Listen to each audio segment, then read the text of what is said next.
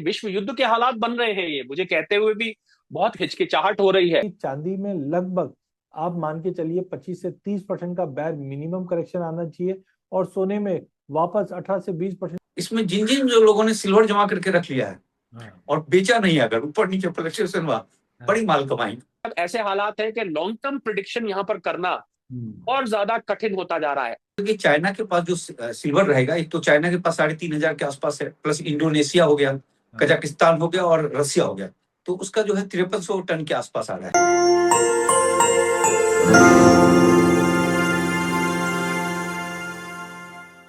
Venezuela पर अमेरिकी हमले के बाद लगातार ये कहा जा रहा है कि सोने और चांदी का क्या भविष्य रहेगा। इस मसले पर इस हफ्ते हमने 3 बड़े एक्सपर्ट्स के साथ बात की थी सोने और चांदी के खेल को समझने के लिए। आपके लिए इन तीनों में से जो सबसे जरूरी बातें हैं वो लेकर इस वीडियो में आए हैं, तो रविवार का आनंद लीजिए, साथ ही अपने काम की बात भी जानिए कि सोना और चांदी अब कैसा असर इस वैश्विक स्थिति के कारण देखेगा। तो सोने और चांदी पर किस तरीके का फर्क पड़ते हुए आने वाले सालों में कुछ सालों में देखने को मिल सकता है? देखिए, ये तो डिपेंड करेगा कि अमेरिका उस चांदी का इस्तेमाल किस प्रकार से कर रहा है। क्या अमेरिका उस चांदी का इस्तेमाल अपने देश में कर रहा है, या अमेरिका उस चांदी को निकालने के बाद बाजार में छोड़ेगा, वैश्विक बाजार में छोड़ेगा। अगर वैश्विक बाजार में छोड़ा तो थोड़ी सी सप्लाई ईज हो सकती है, उसकी वजह से कीमतें थोड़ी सी नीचे आ सकती हैं। पर इसके विरुद्ध भी फैक्टर्स काम कर रहे हैं, क्योंकि अमेरिका मान लीजिए उस पर कब्जा करके बैठ गया और जो वेनेजुएला से थोड़ा बहुत माइनिंग होके जो दुनिया भर में आता था वो भी बंद हो गया, तो कीमतें ऊपर भी जा सकती हैं। उसके अलावा विक्रांत, ये जो जियो पॉलिटिकल टेंशन बन रही है ना, ये सोने चांदी के लिए अब एक बड़ी बड़ी फैक्टर बन जाएगा। क्योंकि क्योंकि सोना और चांदी को विश्व युद्ध, अगर यहां से विश्व युद्ध के हालात बन रहे हैं, ये मुझे कहते हुए भी बहुत हिचकिचाहट हो रही है। वर्ल्ड वॉर, क्योंकि ग्रीनलैंड की वजह से नेटो टूट रहा है। 7 यूरोपियन नेशंस ने बोल दिया है कि आप ग्रीनलैंड को नहीं छुएंगे, हम नहीं तो नेटो नेटो टूटने की कगार पे, और रशिया यही चाहता है। जिस दिन नेटो टूट गया विक्रांत, रशिया तुरंत, मुझे डर है कि आक्रमण कर देगा यूरोप के उन देशों पे, और ये बिखरे हुए छोटे छोटे यूरोप के देश अपने आप को कैसे बचा पाएंगे। और अमेरिका कहाँ, अमेरिका तो रशिया की चापलूसी करता था। मुझे अमेरिका का रवैया नहीं समझ में आया। एक तरफ वो रशिया की वकालत यूक्रेन से करता है कि भैया जेलेंस्की साहब मान जाओ, अपना हिस्सा दे दो ना उनको, यार शांति हो जाएगी, क्यों तुम अपने आप को मरवाने में तुले हुए। और दूसरी तरफ रशिया से जब हम ऑयल लेते हैं तो हमें 500% के टैरिफ की धमकी देता है। तो ये किस प्रकार की दोस्ती है? मुझे लगता है बहुत ही कंफ्यूज्ड माहौल है। इसीलिए आपका सोना और चांदी का जो सवाल है, उसको फैक्टर्स भी बहुत कंफ्यूजिंग सिग्नल्स आ रहे हैं। कुछ फैक्टर्स उसको, ज्यादा फैक्टर्स तो उसको ऊपर की तरफ ही ले जाते दिख रहे हैं, पर कुछ फैक्टर्स ऐसे हैं जो नीचे ले जा सकते हैं। पर इस वक्त आज जब हम बात कर रहे हैं, मुझे ऐसा कोई फैक्टर नजर नहीं आ रहा है जो सोने चांदी की कीमतों को नीचे ले जाए। बीच में प्रॉफिट बुकिंग आती रहती है जब जब इस प्रकार की घोषणाएं आती हैं। तो क्या है, देखिए आपको इंटरेस्टिंग बात, सोने और चांदी के जो व्यापारी है ना, और सोने और चांदी में जो सट्टेबाजी करते हैं, मैं कान पड़ के क्षमा मांग के उनसे कह रहा हूं, वो बहुत ज्यादा अंतरराष्ट्रीय खबरों का विश्लेषण नहीं करते जैसे आप करते हैं। ऐसे नहीं करते हैं वो बस चाल क्या है, अमेरिका ने ये कहा, उसने ये कहा, बस चल दो, उठा लो उठा लो, उठा ले भाई, 5 लॉट उठा ले, ऐसा कर, मिनी उठा, 2 किलो मिनी उठा, 5 किलो मिनी उठा, 10 किलो मिनी उठा, सिल्वर के इतने टन उठा ले। इस प्रकार से चलते हैं।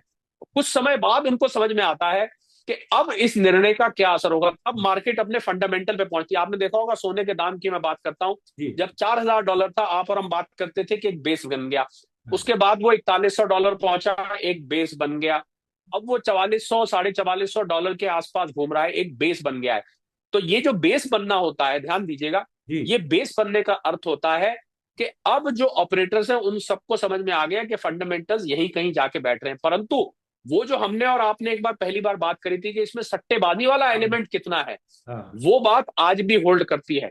तो ये सट्टेबाजी बहुत हद तक कीमतों को ऊपर नीचे ले जाती है। एक तरफ तो ट्रंप साहब ले जाते हैं ना, ट्रंप मूड इंडेक्स TMI जो मैंने बनाई हुई है, दूसरी तरफ ये सट्टेबाजी इन कीमतों को ऊपर नीचे ले जाती है। तो इसलिए शॉर्ट टर्म में कीमतों पर कमेंट करना सट्टेबाजी पर निर्भर करता है, परंतु लॉन्ग टर्म में जो बेस प्राइस बन जाता है, उस बेस प्राइस को हमें दिमाग में रखना चाहिए, जो आज सिल्वर में करीब 70 और $75 प्रति आउंस के बीच में बना हुआ है। गोल्ड में वो 4,400 और $4,450 के बीच में बना हुआ है। जब जब मार्केट ऊपर जाती है वो करेक्ट होके फिर वहीं आ जाता है। कभी कभी $4400 से नीचे भी आता है, पर बेस इतना बन गया है। तो बहुत तेजी से हालात, आपकी बात का मैं सीधा जवाब दूं विक्रांत, बहुत तेजी से हालात बदल रहे हैं। और ये अब ऐसे हालात हैं कि लॉन्ग टर्म प्रिडिक्शन यहां पर करना और ज्यादा कठिन होता जा रहा है। इसको मुझे लगता है डे ऑन डे अब हम देखेंगे कि आज क्या फैक्टर्स हैं, कल क्या फैक्टर्स हैं। कल पता नहीं ट्रम्प साहब क्या कर बैठे, क्या घोषणा कर बैठे, कौन सी शिप पे कब्जा कर लें, कौन से देश पर टेढ़ी नजर जमा लें, कुछ पता नहीं है क्या होने वाला है। तो मुझे लग रहा है कि सोने चांदी की कीमतों को प्रेडिक्ट करने के लिए हमें बहुत नजदीकी से अब इन अंतर्राष्ट्रीय डेवलपमेंट्स को ट्रैक करना चाहिए। सर, एक अंतिम सवाल कि आपने एक बड़ी महत्वपूर्ण बात की कि अब वर्ल्ड वार की तरफ जाते हुए दिखाई दे रहे हैं, जिस तरह के हालात बन रहे हैं। अगर ऐसा हुआ, क्योंकि हमने पिछले साल बहुत युद्ध देखे, कई देशों के बीच युद्ध देखे, लेकिन सर सोने और चांदी में भी कल गिरावट ठीक ठाक आई थी। चांदी में करीब 12,000 के करीब की गिरावट थी, हालांकि आज कुछ बढ़ा। तो इसको किस तरीके से देखा जाए, अब सोने और चांदी को किस तरीके से लिया जाए सर? देखिए 2025 एक ऐतिहासिक साल था। हम भी एक्सपेक्ट करके चल रहे थे मार्केट में तेजी आएगी, बट हमारे एक्सपेक्टेशन के बियॉन्ड बियॉन्ड हमने देखी। हमने 1.5 लाख तक की टारगेट रखे थे, मार्केट 2.5 लाख भी दिखा देता है। तो पहला चीज है फैक्टर जो जो हमने इससे पहले भी डिस्कस किए थे, डी डॉलराइजेशन, इंटरेस्ट रेट में कटौती, सेंट्रल बैंक की बाइंग, ये सारे फैक्टर आज भी बने हुए हैं। लेकिन अब एक एक चीज मैच्योर होती जा रही है, तो मुझे लगता है वॉल्टिलिटी तो ऐसी रहेगी। कल की जो गिरावट थी उसमें सबसे बड़ा कारण जो था वो था बीकॉम, मतलब ब्लूमबर्ग के जो कमोडिटी इंडेक्स है उसके अंदर वेटेज में चेंजेस, क्योंकि ये हर साल का पोर्टफोलियो रीबैलेंसिंग का एक एक्ट होता है, जो मैंने पिछली बार भी आपके चैनल पे बताया भी था। यहाँ पे हुआ क्या है कि कोई भी असेट क्लास के अंदर या कोई भी सेक्टर के अंदर 33% का एलोकेशन आना चाहिए, और उसमें भी एक सिंगल कमोडिटी में 2026 में 15% से ज्यादा सिंगल एक्सपोजर नहीं आ सकता है। सोने में करीबन 20% के आसपास का एक्सपोजर पिछले साल था, इस बार उसको घटाकर 14.9% का रखेंगे। इसका मतलब है 7 बिलियन का सेलिंग आ सकती है गोल्ड में, और सिमिलर काइंड ऑफ 7 बिलियन के करीब का चांदी में। क्योंकि ये मायने इसलिए रख रहा है विक्रांत जी कि 100 बिलियन का ये फंड है। आप सोचिए 100 बिलियन का अगर कुछ पोर्टफोलियो रिसेफलिंग होता तो उसका इम्पैक्ट तो मार्केट पे आना है। तो ये कल गिरावट आई थी। हाँ, एक चीज ध्यान रखिए, उसमें कॉपर पे एलोकेशन बढ़े हैं। तो मुझे लगता है जो हमने पहले भी बात की थी कि copper is a new gold, तो मुझे लगता है यस इंडस्ट्रियल मेटल पे और एग्री मार्केट पे उनका वेटेज बढ़ा है, लेकिन सोने और चांदी में पोजीशन उन्होंने काफी कम की है। सर, पिछले दिनों चांदी पर चाइना ने भी अपने नियमों में बदलाव किया और एक्सपोर्ट के नियमों में बदलाव किया। कहा कि कई तरह के अब शर्तें रहेंगी, छोटे जो वहां के एक्सपोर्टर हैं उनके लिए बड़ी मुश्किलें हो गई हैं। तो इन सब का असर किस तरीके से चांदी के बाजार पर पड़ता हुआ आपको दिखाई दे रहा है? देखिए चांदी ने अपना रूप चेंज कर लिया है। पहले हम चांदी को दो नाम से जानते थे, एक है पुअर मैन गोल्ड मतलब गरीबों का सोना, और दूसरा जाते थे सैडो मेटल मतलब सोने में जो मूवमेंट आएगा वो चांदी में भी आएगा। हाँ बिल्कुल। लेकिन अभी हमने देखा चांदी एक कंजम्पशन मेटल भी बन चुका है। अब वो कंजम्पशन चाहे आप इंडिविजुअल के रूप में पकड़ लीजिए या इंडस्ट्री के रूप में, क्योंकि आज चांदी ईवीज में, सोलार में, 5G में सभी जगह पे यूज होती है। तो अब चाहे जैसे ही यूएस ने इस चीज को समझ के क्रिटिकल मेटल की लिस्ट में चांदी को डाला, तो चाइना को भी समझ में आ गया कि ये मेटल एक ऐसा है जो सेमीकंडक्टर सभी जगह पे यूज होता है, और इस पे कंट्रोल करने पे ही हम जीत सकते हैं। आज से 40 साल पहले तेल की लड़ाई होती थी। क्यों? जिसके पास तेल है। आज लड़ाई तो आज भी तेल की है, वेनेजुला में तेल ही ज्यादा था इसलिए तो डोनाल्ड ट्रंप तेल लेने चले गए। तो मुझे लगता है कि कहीं ना कहीं अब मेटल की लड़ाई रहेगी, क्योंकि जब एआई वर्ल्ड है, डिजिटल वर्ल्ड में, तो कॉपर और जिंक ऐसी कमोडिटी, कॉपर और चांदी एक ऐसी कमोडिटी है जो सारे एनर्जीज में यूज होती है हर फॉर्म में। तो मुझे लगता है यस यहाँ पे चांदी का जो उपयोग है वो बहुत ज्यादा बढ़ा है, और इसी के चलते चाइना ने इस पे कर्व लगाया, एक्सपोर्ट के ऊपर बैन नहीं लगाया, बट उसने रैशनल करने की कोशिश की है, कंट्रोल करने की कोशिश की है। उसी के नतीजन हमने ये दिसंबर मंथ में $30 की तेजी आते हुए देखी, जहाँ पे प्राइजेस लगभग $50 के करीब आ चुका था, $50-52, और ऊपर में हमने $84 का लेवल देख लिए थे। अब किस तरीके का भविष्य दिखाई दे रहा है सर गोल्ड और सिल्वर को? हालांकि अब तो जिस तरीके की जियोपॉलिटिकल सिचुएशन बन रही है उसको देखते हुए कुछ भी कहना बहुत खतरनाक होगा, लेकिन किस तरह का दिखाई दे रहा है मोटा मोटा? देखिए मेरी भी उम्मीद थी कि सेकंड हाफ के अंदर जो भी फैक्टर्स है वो धीरे धीरे सेटल्ड आउट हो जाएंगे, जैसे रशिया यूक्रेन है, मिडिल ईस्ट में कुछ सेटलमेंट हुआ, लेकिन अब आप देख रहे हैं कि ईरान वाला सीन वापस गर्म आ रहा है। आज सेंट्रल तो बैंक वहाँ की बहुत बाइंग हालत खराब है सर। हाँ बिल्कुल इंटरनेट भी बंद हो गया, ऐसे भी हाँ, कुछ खबर आ रही थी। बिल्कुल तो बिल्कुल। कहने का मतलब मुझे लगता है जो जियोपॉलिटिकल फ्रंट जब तक ये सेटल डाउन नहीं होगा, सोनी को सपोर्ट मिलेगा। लेकिन अभी आप ये देखिए जो इन्वेस्टमेंट है, ईटीएफ्स है या ईटीपीज है, उसमें जो इन्वेस्टमेंट है, उदाहरण के तौर पे सिल्वर इंस्टीट्यूट की लेटेस्ट जो रिपोर्ट देखी थी मैंने, वहां पे 200 मिलियन आउंस का चांदी के अंदर इन्वेस्टमेंट के तौर पे एड ऑन हुआ है। अब ये होता है चंचल, और अभी मैंने बात भी की थी बीकॉम की, ब्लूमबर्ग कमोडिटी इंडेक्स की। अगर वहां से ये पैसा निकलता है या सोने में 20% एलोकेशन की जगह पे अगर अभी ये 15% पे आ जाता, मतलब 7 बिलियन, और 7 बिलियन चांदी में अगर 14 बिलियन अगर निकलता है तो उसका असर तो आएगा। तो मेरे को लगता है कि चांदी में लगभग आप मान के चलिए 25 से 30% का बैर मिनिमम करेक्शन आना चाहिए, और सोने में वापस 18 से 20% का जब करेक्शन आ जाए उसके बाद लेने के लिए अच्छा मौका है। देखिए लॉन्ग टर्म अभी भी सोने में मुझे लगता है कि कहीं ना कहीं आगे लंबी तेजी रह सकती है, लेकिन उससे पहले करेक्शन या टाइम करेक्शन होना बहुत जरूरी। चांदी है, चांदी $100 जाएगी क्योंकि कंजम्पशन वाली कमोडिटी है, बट आप मान के चलिए 25-30% का करेक्शन भी ड्यू है। तो थोड़ा वेट कीजिए, चढ़ के मत लीजिए। फॉमो है, आज 180% एक साल में आना कोई नॉर्मल बात नहीं है। तो यहाँ से बहुत बार होता है, 2011 में भी ऐसे हुआ, 1980 में भी ऐसे ही हुआ। तो थोड़ा सा कॉशियस रहना है, संयम बरतना है, और दूसरी कुछ अपॉर्चुनिटी मिले, जैसे कॉपर मैंने बताया भी था। और कॉपर में आप देखो 70% की तेजी 2025 के लो से हाई तक के आते हुए दिखाई दी। तो दूसरी अपॉर्चुनिटीज पर ध्यान दीजिए, अभी यहाँ पर रिस्क है थोड़ा। सर अगर एक चीज ये जानना चाहूं कि क्योंकि अब पिछले एक साल से हमने जनवरी से देखा दिसंबर तक कोई स्टेबिलिटी नहीं दिखाई दी सोने और चांदी में। अब उम्मीद की जा रही थी कि हो सकता है कि जनवरी में कुछ स्टेबिलिटी आए, अब वैसा भी नहीं दिखाई दे रहा। और अभी आप बता रहे थे थोड़ा सा सर इसके बारे में कि स्टेबिलिटी की कब उम्मीद की जा सकती है, और दूसरा अगर हिंदुस्तानी इंडियन करेंसी में अगर आप थोड़ा सा बता पाए। सबसे पहले देखो, स्टेबिलिटी को हम दूसरे वर्ड से कन्वर्ट करते हैं, वो है वॉलेटिलिटी। ठीक है, मार्केट में वॉलेटिलिटी कब आती है? जब अनसर्टेनिटी के कुछ इवेंट्स होते हैं। तो पहला होता है जियोपॉलिटिकल। तो क्या जियोपॉलिटिकल टेंशन है? यस है।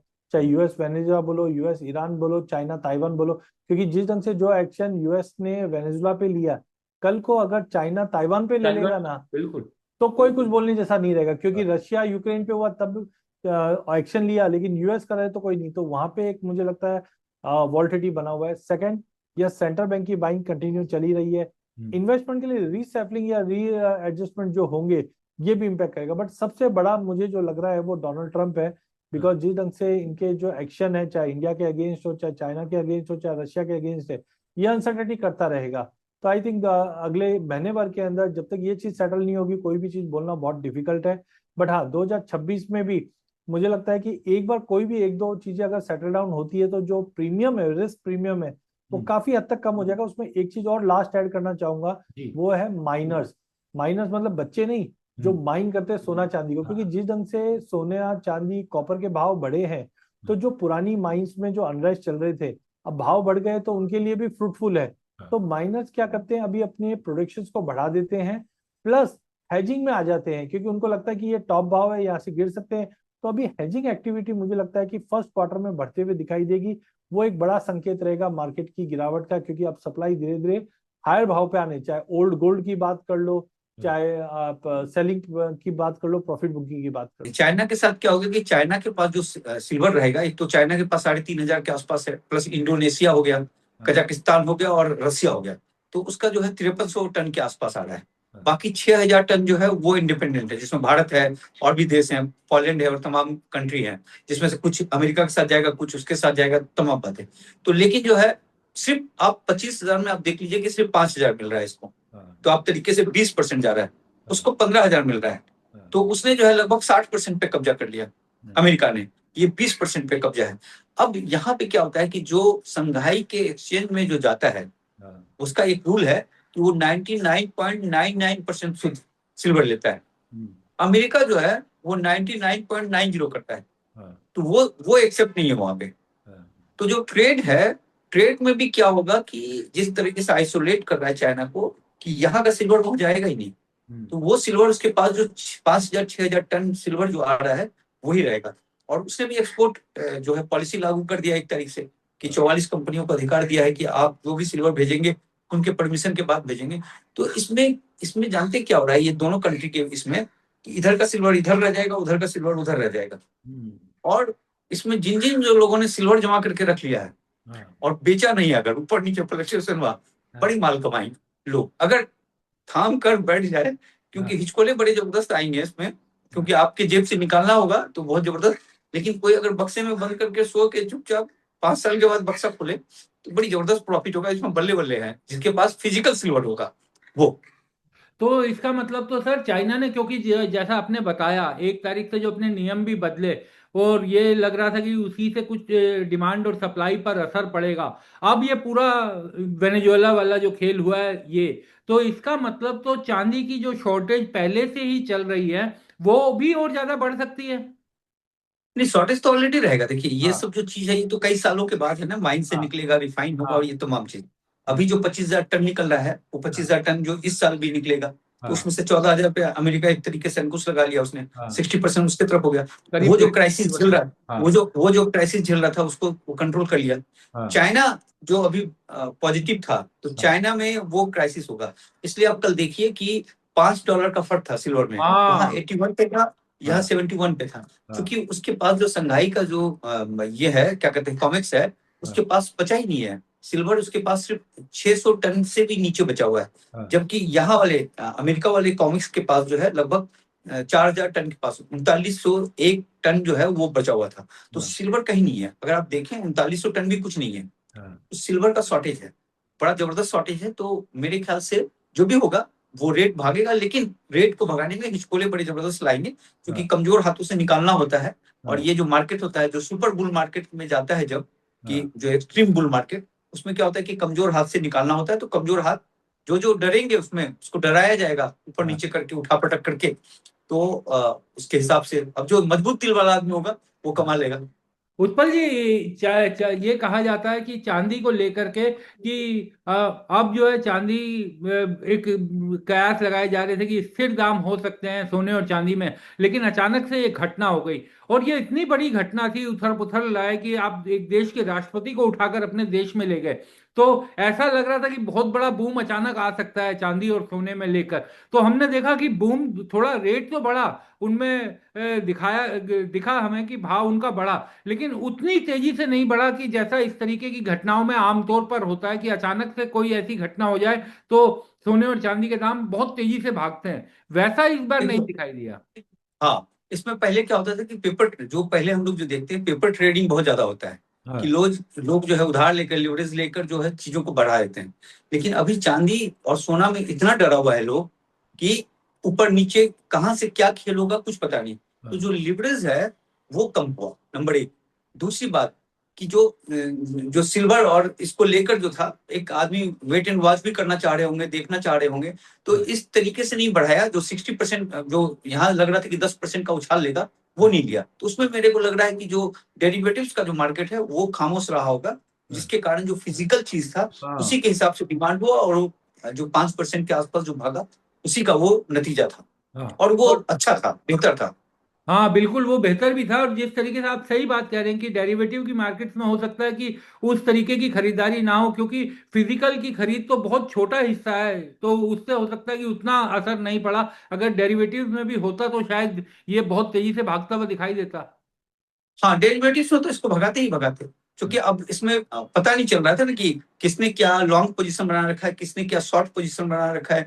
तो वो हिसाब किताब में इस समय आदमी, डेरिवेटिव्स मार्केट जो है वो थोड़ा संभला हुआ है, क्योंकि जिस तरीके से यहाँ पे जो सिल्वर और गोल्ड जो जिस तरीके से रूप दिखा रहा है, कि आप उसके साथ वो स्ट्रेटजी जो आज से 6 महीना पहले या 1 साल पहले जो अपना रहे थे उसको नहीं कर सकते। तो ये मार्केट, जो कल का मार्केट मेरे को लगा, वो काफी मैच्योर मार्केट लगा, संभला हुआ मार्केट लगा, और उसने बड़ा मेच्योरिटी के साथ बिहेव किया। तो इससे एक चीज ये हो गया, अगर देखिए ऊपर लेकर भागता है ना 10-15%, तो वहाँ प्रॉफिट बुकिंग होती है, हाँ फिर काट करो।